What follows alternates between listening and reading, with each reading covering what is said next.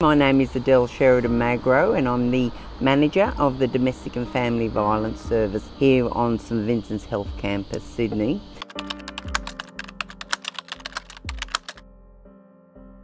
One in 3 women have been impacted by violence and abuse, either directly or through a close friend, family member. The data is predominantly collected from individual incidents, so we are really not capturing the victims of domestic and family violence. We're capturing incidents, and then there's the profound underreporting of violence and abuse. So we can only really, and we're still today estimating. But what we do know is that the leading cause of mortality and morbidity for women of childbearing years, 16 to 45, is the impact of violence and abuse. It touches every society, every country, and every aspect of society.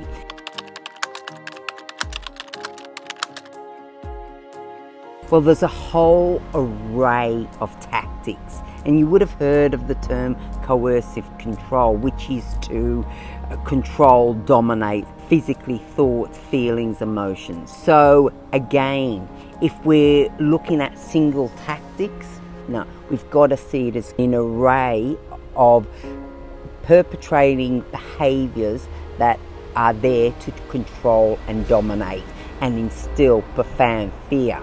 And it's the hidden ways we're not very good at dealing with.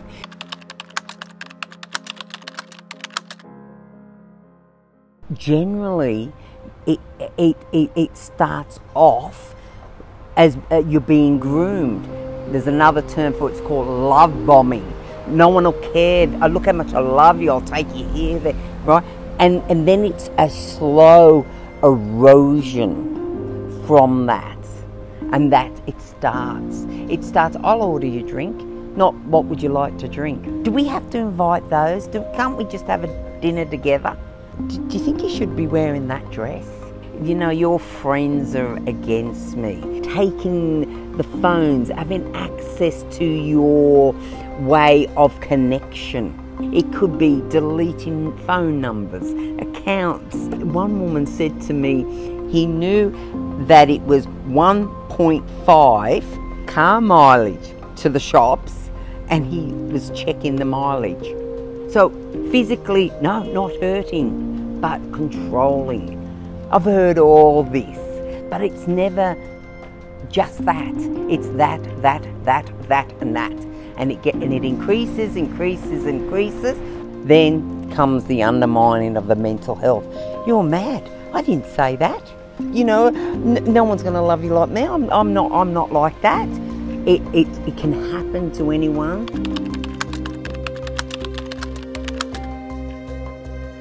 When a woman conceives, then his perception, understanding is that he is going to lose control over her.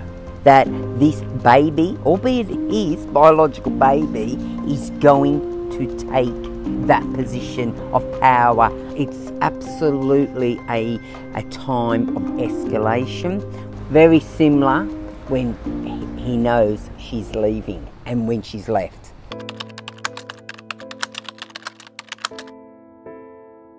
In health, we're pretty good at the crisis point when someone presents to emergency and there's clear physical violence being perpetrated on that. But it's all the hidden ways that often get failed to be identified. There's different forms of screening. Often it can be in the conversation because, again, research and clinical practice says that women are more likely to disclose violence and abuse, apart from a close female friend or sister, to a medical person. Here at St Vincent's in our ED, we're implementing routine screening for all people, not just women over 16, because you've got to look at our demographics here. All research data says that women are between 93 to 95% of victims, with males being the perpetrators. But there is certainly males experience violence. Again, my practice tells me that in the cohort of St Vincent's, that's predominantly male-to-male violence. So same-sex intimate partner violence, a male perpetrating on another male. And here at St Vincent's, the service sees those victims.